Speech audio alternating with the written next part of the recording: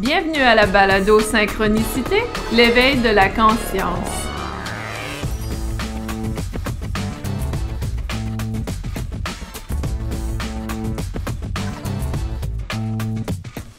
Bonjour tout le monde et bienvenue à cette première édition du balado Synchronicité, l'éveil de la conscience. Mon nom est Isabelle Savoie-Churchill et ça va me faire un grand plaisir d'être la personne qui parle à l'autre bout du monde sur son microphone.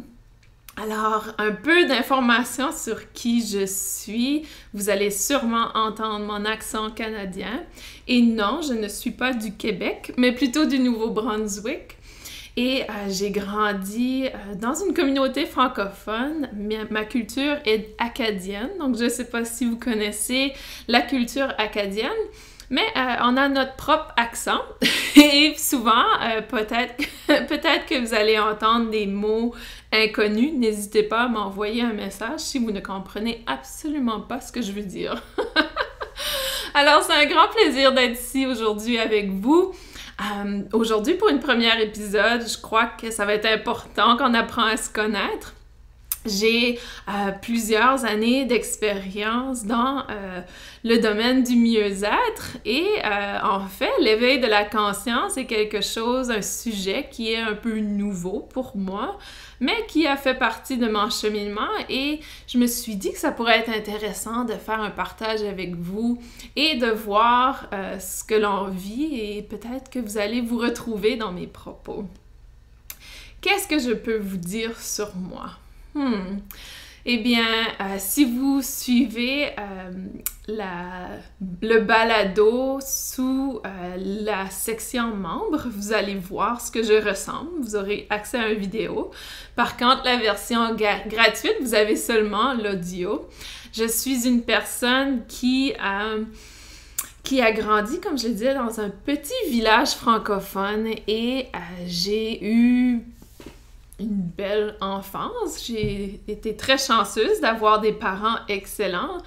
Par contre, j'ai compris avec l'éveil de conscience beaucoup de choses que j'ai vécues dans mon enfance et peut-être que vous aurez vécu des choses similaires qui permettent d'expliquer un peu mon rôle sur Terre et mes vies antérieures. Si vous croyez dans les vies antérieures, on aura sûrement un épisode au complet à ce sujet.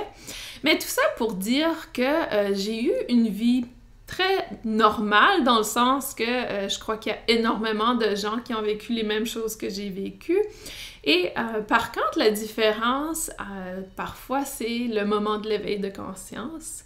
Et on va parler aujourd'hui de c'est quoi l'éveil de conscience également, parce qu'il y a des gens qui écoutent aujourd'hui qui ont peut-être aucune idée, qui sont tombés par pur hasard, et en fait, il n'y a pas de hasard sur cette balado.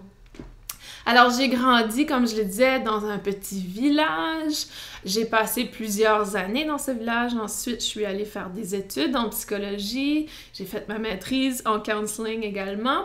Et j'ai toujours eu, comment je dirais, cet appel de travailler dans la relation d'aide avec les gens. Donc, pour moi, j'ai toujours adoré travailler avec des gens un à un. Au Canada, lorsqu'on pratique, on est psychothérapeute ou thérapeute. Donc, j'ai ma licence avec l'Association canadienne de psychothérapeutes et counselor du Canada et la CCP. Et également, on nomme souvent les gens avec qui on pratique des clients. Donc, je sais qu'en France, vous utilisez peut-être un mot différent, en Europe. Donc, pour moi, lorsque je dis le mot client, dans le fond, c'est les gens avec qui je travaille professionnellement, qui viennent me voir pour mes services. Et j'ai fait ce travail depuis 2009. Donc, j'ai peut-être 2006-2007. Donc, j'ai gradué de ma maîtrise en 2009 et à ce moment-là, je pratiquais déjà sous une entreprise de mon enseignant qui m'avait offert l'occasion de pratiquer le counseling dans sa pratique. Donc, ma formation est vraiment par rapport à la psychothérapie. Donc, j'ai travaillé pendant plusieurs années dans ce domaine. J'ai ma propre boutique ou ma propre entreprise depuis enregistrée depuis 2008. Je pratiquais un peu avant sous mon nom. Et j'ai toujours eu cette fascination sur l'aspect de comportement humain. Donc, ça m'a toujours fasciné, l'aspect motivation, comprendre les changements de comportement, etc. Lorsque j'ai gradué, j'ai déménagé dans une nouvelle ville qui voulait dire énormément de changements. Et j'ai alors fait une dépression qu'ils appellent saisonnière, c'est-à-dire que probablement que toute ma vie, j'ai eu des difficultés avec la dépression, mais finalement diagnostiquée en 2007 lorsque j'ai déménagé dans la région de Fredericton. Et à ce moment-là, il y avait plein de nouvelles choses, mais pour moi, ce moment de ma vie, si j'y pense aujourd'hui, j'aurais dû avoir un éveil de conscience à ce moment-là, mais pour une raison ou une autre, je n'acceptais pas d'ouvrir mes yeux peut-être. À ce moment-là, c'était très clair que je vivais une vie qui n'était pas en intégrité avec mon soi, avec qui j'étais comme personne. Souvent, on va dans la vie avec les yeux fermés. En anglais, on appelle ça « content ». Donc, on est bien, mais on n'est pas nécessairement très bien. C'est assez bizarre. C'est comme si on décide que, OK, c'est correct, ça va, ce que je vis, ça va, ça pourrait être mieux, ça pourrait être pire. Et on reste dans ce moment. Et pour moi, entre 2007 à 2014, c'était cet aspect de, bon, je suis en sécurité, je suis dans un confort, je n'ai pas un pur bonheur, mais ça va, je vais pouvoir, ça pourrait être pire, ça pourrait être mieux. Et c'est assez intéressant parce que aujourd'hui, je regarde la vie des gens et ou plutôt il y a énormément de gens dans cet état présentement. Alors, lorsque j'ai fait ma dépression, c'était en quelque sorte une façon d'apporter l'éveil de conscience, mais ça n'a pas vraiment fonctionné pour moi. Donc souvent, ici on définit l'éveil de conscience. Donc l'éveil de conscience, c'est sa capacité justement à reconnaître qui on est comme personne, quelle est notre vérité, pourquoi on est sur Terre, quels sont les aspects qui nous apportent du bonheur, de l'amour inconditionnel, quelles sont les choses qui viennent vraiment nous nourrir comme personne, dans le fond. Donc, c'est assez intéressant de voir à quel point notre culture, notre société, nos familles, nos amis nous apportent une croyance que faire ce que l'on aime est être peut-être égocentrique ou faire les choses qui nous passionnent est également égocentrique. Et en grandissant, souvent, je me suis fait dire à l'école, à la maison, avec des amis, va pas dans tel domaine, même si c'est ce que t'aimes, va dans un domaine qui va t'apporter la sécurité financière, un domaine qui va t'apporter la sécurité en termes d'emploi, donc une garantie d'emploi. Et c'est assez fascinant de voir cette croyance à l'intérieur de notre société. Très peu de gens vont venir vous dire, et j'ai étudié également dans le domaine du counseling de carrière, et souvent on va dire aux gens, va dans le domaine que tu es bon à, va dans le domaine qui a pas beaucoup de gens et beaucoup d'emplois, etc. Donc souvent on apporte des conseils qui sont complètement le contraire de va dans un domaine qui te parle, qui te passionne, que ton travail va être en quelque sorte ton terrain de jeu et non un endroit où tu te sens un peu plus comme dans une prison. Donc, souvent, on vient apporter des recommandations, des conseils aux gens au niveau carrière qui sont totalement à l'opposé de l'alignement avec le soi véritable. Donc, c'est pour ça, des fois, il y a des gens qui travaillent dans le domaine du droit, par exemple, hein, les avocats ou dans la médecine, et tout d'un coup, la personne a un éveil de conscience et laisse toute sa carrière tomber pour partir en voilier et prendre l'aventure pendant toute sa vie. Le reste de sa vie est super heureuse et passionnée. Donc, des fois, il y a des gens qui font un virement complet de carrière Mais c'est pour ça, c'est parce que finalement, ils se sentent éveillés, leur conscience est éveillée et ils arrivent à entrer en contact avec leur soi véritable, leur vraie personne. L'autre aspect de l'éveil de conscience, et vous allez sûrement m'entendre parler de ça très souvent, c'est l'aspect dans, je parle de la Trinité. Donc la Trinité, c'est ce que j'appelle notre corps. Donc notre corps qui a un S est composé au niveau du corps mental, du corps physique et du corps énergétique. Donc pour moi, c'est ça notre vérité, c'est ça notre équilibre. Donc la Trinité, c'est la capacité d'être en équilibre entre le corps physique, le corps énergétique et le corps mental. Et sûrement, on aura un épisode à ce sujet pour pouvoir vraiment accéder à la capacité d'équilibrer le corps. Mais pour l'instant, ce qui est important de comprendre, c'est lorsque on reconnaît notre corps, les trois aspects de notre corps, on arrive à être un peu en yin-yang avec nous-mêmes, avec qui on est. Souvent dans notre société, surtout au niveau de l'Occident, on ignore complètement le corps énergétique. Et on apporte toute notre attention au corps mental et au corps physique. Donc, lorsque on oublie un aspect complet de soi-même, on devient en déséquilibre, qui pour moi explique beaucoup l'augmentation de gens qui souffrent de maladies mentales, par exemple. Ou également, si vous regardez sur les médias sociaux, il y a des gens qui sont complètement obsédés avec leur corps physique. Donc, tout ce que l'on voit sur leurs comptes sociaux, c'est des photos d'eux, des photos de leur corps, et ils essaient vraiment de recevoir l'appréciation des autres, l'amour des autres avec le corps physique. Et c'est assez impressionnant parce que je vous dirais, pour moi, j'ai peut-être 3 photos parmi tous mes médias sociaux qui est des photos de moi. Et en fait, c'est assez impressionnant, ce sont les photos qui reçoivent le plus de j'aime. Et ça me fascine parce que pour moi, c'est pas un aspect qui me définit. J'aime mon corps, j'aime comment mon corps est. Par contre, ce n'est pas ce qui me définit. Alors, pour moi, c'est un peu difficile de comprendre pourquoi les gens sont tellement axés sur l'aspect physique. Alors que le corps fait partie de qui on est comme personne, tout autant que le corps physique, tout autant que le corps mental et le corps énergétique.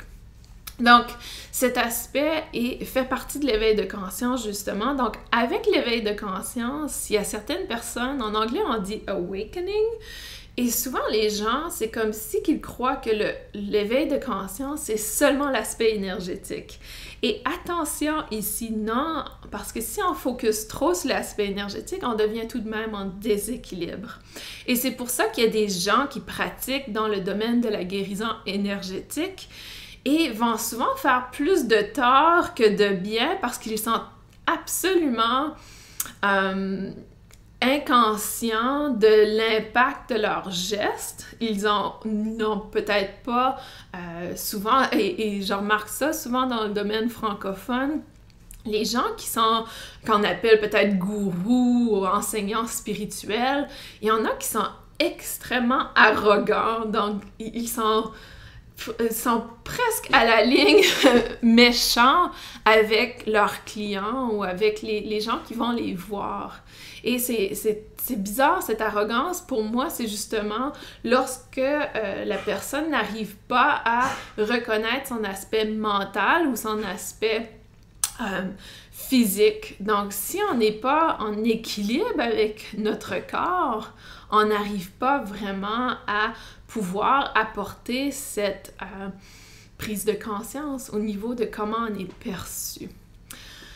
Et à ce moment-là, on n'arrive pas à toucher le cœur, la bienveillance, l'aspect émotionnel. Donc, Et je crois peut-être que la prochaine épisode, on pourra parler justement de la Trinité parce que c'est important de comprendre comment le corps communique entre le mental, énergétique et le corps physique pour pouvoir vraiment équilibrer. Donc, et comprendre aussi que nos émotions sont importantes, notre ego est très important et apprendre à apprécier ces aspects de nous qui ne sont pas toujours appréciés dans le domaine spirituel.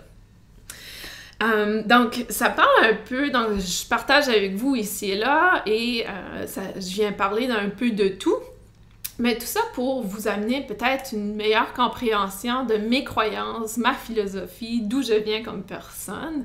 Et je vous parlais, on est arrivé à ce sujet parce que je vous parlais de ma maîtrise et de ma dépression. Et donc, pendant plusieurs années, j'ai vécu dans cet état de OK. On va l'appeler l'état OK. J'étais OK. Je n'étais pas super heureuse, mais j'étais OK. J'avais un emploi OK. Tout était OK. Et un jour, j'étais à ce moment-là enseignante de danse orientale ou danse égyptienne. Je me spécialise dans la danse égyptienne. J'ai fait plusieurs études dans le domaine. Et j'avais un cours, c'était un dimanche, et j'enseignais un cours privé. Et lorsque je suis rentrée au studio, j'ai reçu un message. À ce moment-là, j'étais mariée avec mon premier mari, et j'ai reçu un message de lui, et le message était destiné à une autre dame, si vous voyez ce que je veux dire. Et à ce moment-là, je crois que c'est là que l'éveil de conscience s'est produit pour moi. L'état de OK n'était plus OK. Donc, on me repoussait de cet état de OK. Et ça a été vraiment l'aspect peut-être chaotique qui a complètement bouleversé ma vie.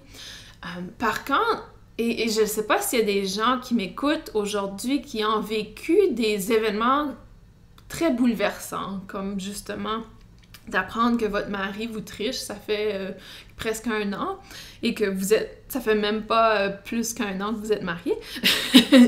Et c'est très bouleversant, ça vient vraiment chambouler la vie, surtout lorsque vous croyez que tout est OK.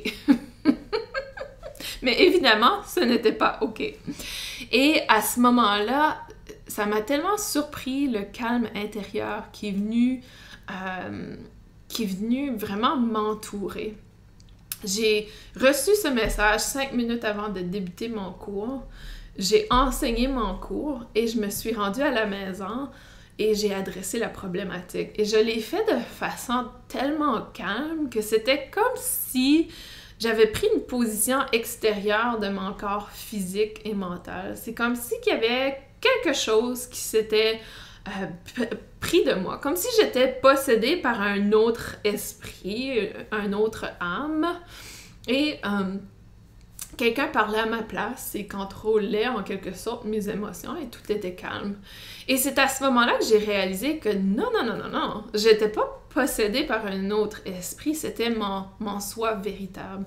Ça venait vraiment de mon cœur. Finalement, j'étais entrée en contact avec qui j'étais comme personne. C'était ma vérité.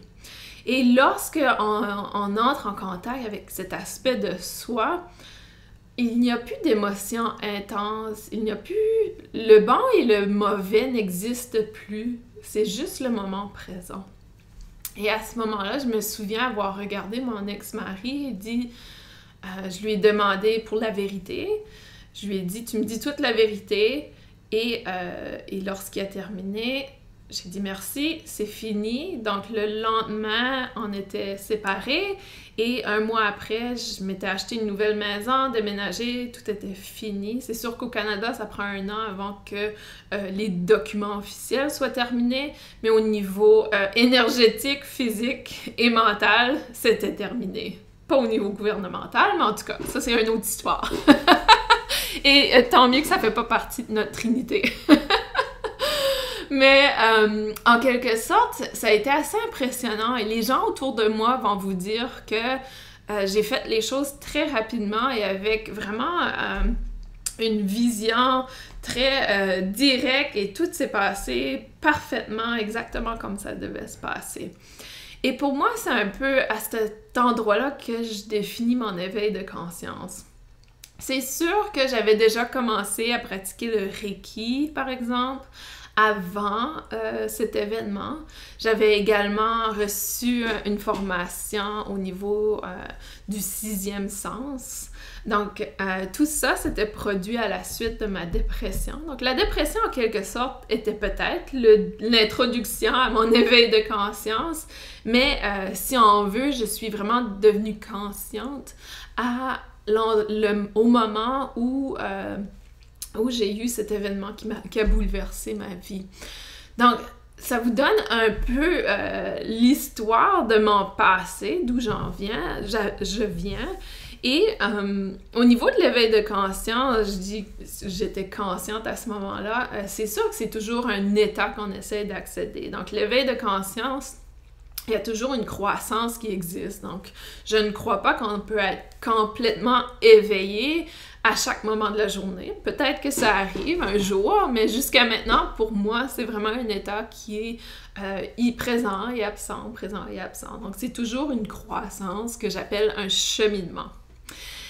Et donc, à partir de ce moment-là, octobre 2014, tout est chamboulé dans ma vie, ou septembre 2014. Et à partir de octobre 2014, ça a été le moment peut-être le moment d'abondance dans ma vie. Donc, c'est là que tout a commencé. J'ai rencontré mon mari présentement, qui est mon âme sœur, qui est mon meilleur ami, la personne qui est mon meilleur fan aussi. S'il comprenait le français, je suis certaine qu'il écouterait cette balado. Et ça a été assez intéressant parce que comme être humain, il y a des croyances que l'on a qui nous limitent énormément. Et pour moi, au niveau de l'éveil de conscience, c'est souvent, et pour plusieurs, c'est souvent le moment de justement mettre à défi ces croyances qui ne nous servent plus. J'ai rencontré mon mari qui s'appelle George, on va l'appeler George. Et je l'appelle Austin aussi, mais c'est son petit nom personnel. J'ai rencontré George le 8 octobre. Et le 8 octobre, c'était également une pleine lune qui me fascine. Et à ce moment-là, je me souviens me dire « Ah, tu sais, je peux pas entrer dans une relation, je viens juste d'avoir une séparation un mois passé. » Je me souviens avoir un peu menti à George aussi. Je lui avais dit que ça faisait plusieurs mois parce que je voulais pas qu'il croie que j'étais pas prête à rencontrer une autre personne. Et c'est ça les croyances limites que l'on a des fois, parce que les gens nous disent « Ah, la première personne que tu rencontres après une relation à long terme, on avait été ensemble pendant 7 ans avec mon ex-mari. » Donc, les gens disent toujours, en anglais on dit un rebound, je sais pas comment on le dit en français, mais c'est vraiment, ça ne va pas durer en quelque sorte. Et je me souviens avoir cette idée en tête. Donc, les premiers 6 mois que j'ai fréquenté mon mari, on était vraiment résistants peut-être à la relation. C'est sûr qu'on est venu à l'évidence qu'on était fait pour être ensemble, mais ça a pris plusieurs mois avant qu'on l'accepte et qu'on s'autorise à être vraiment confortable dans la relation. Mais d'une autre façon, ça a été un avantage de le faire de cette façon-là parce que pour moi, je m'avais fait une promesse d'être moi-même et ne pas essayer de lui plaire.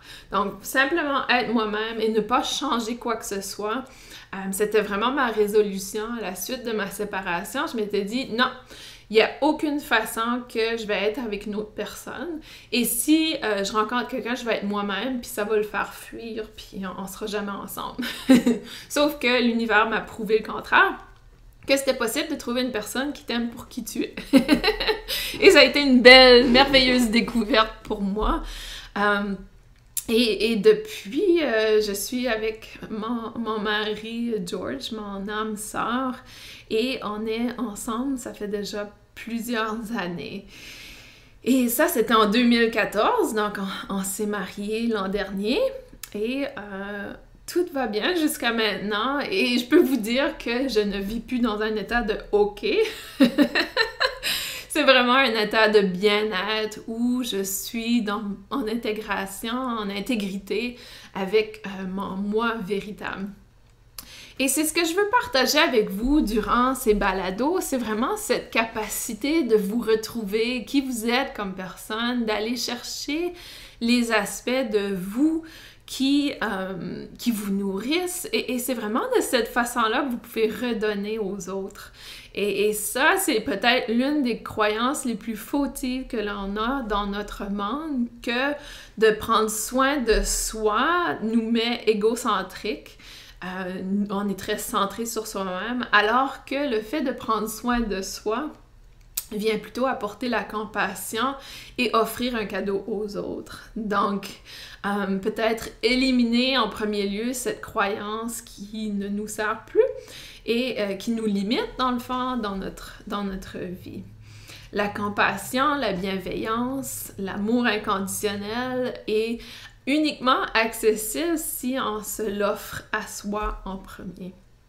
Donc, elle n'est pas constamment accessible si on met trop d'emphase sur les autres personnes. Alors, je crois que ça me définit. Vous avez toute ma vie maintenant. En 25 minutes, je vous ai donné ma vie au complet. Si, par contre, je me dirige un peu plus dans le domaine de la guérison énergétique, j'ai commencé ma formation en Reiki il y a déjà plusieurs années. Je crois que c'était en 2013. Mais je crois que c'était un petit peu avant ça.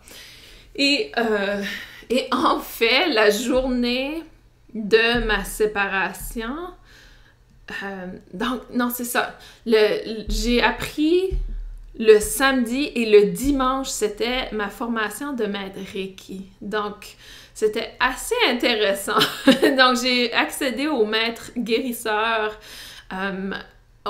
la journée suivant ma séparation. Et ça, c'est très révélateur parce que on dit souvent, justement, lorsqu'on fait une ascension énergétique, c'est-à-dire que lorsqu'on réussit à avoir une plus grande prise de conscience de qui on est comme personne, on vient vraiment remonter l'énergie, remonter notre fréquence. Et qu'est-ce qui arrive? C'est que le corps énergétique va vibrer à une hauteur plus haute que le corps physique et le corps mental. Mais aussi, lorsqu'on rencontre des partenaires, et pour ceux qui sont membres, vous allez voir la vidéo, je fais des signes avec mes mains. Donc, lorsqu'on rencontre un conjoint, une personne, on a la même vibration, donc on vient vibrer à la même fréquence. Et lorsque l'on vient faire une ascension énergétique, on remonte, et si la personne que l'on a rencontrée dans notre relation ne remonte pas avec nous, on a 3 choix. Le premier, c'est d'être en constant conflit, c'est-à-dire qu'on n'arrive pas à s'aligner en termes énergétiques. Le deuxième choix, c'est de redescendre notre énergie pour pouvoir être au niveau plus bas de l'autre personne. Donc, comment ça se perçoit? Eh bien, ça serait que le conjoint arrive, il est en colère. Si on redescend notre énergie, on va aller dans la colère également. Et le troisième choix est la séparation. Donc, couper le lien complètement pour qu'on puisse rester à la vibration. Ça, ce sont nos choix. C'est sûr que l'autre personne dans la relation a le choix de remonter avec nous. Elle a le choix de couper le lien aussi ou le choix de rester au niveau de basse fréquence. Donc, au niveau de ma graduation de maître Reiki, ça faisait complètement du sens. Si je voulais poursuivre mon cheminement et continuer ma croissance, je devais couper le lien. Donc, ça fait complètement du sens aujourd'hui. C'est sûr que lorsque l'on vit des situations comme celle-là, dans le moment que ça se passe, c'est très difficile à comprendre le pourquoi. Et c'est pour ça que souvent, je dis aux gens, il n'y a pas de bon ou de mauvais. Parce que si vous pensez à l'histoire de ma vie, à certains moments, j'aurais pu dire « Ah, la séparation, c'était très mauvais ». Lorsque j'ai adressé la situation, que j'étais en contrôle, c'était très bon.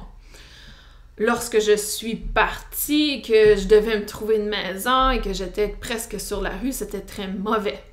Et lorsque j'ai rencontré mon mari, George, c'était très bon. Et donc, il y a plein de pour bon.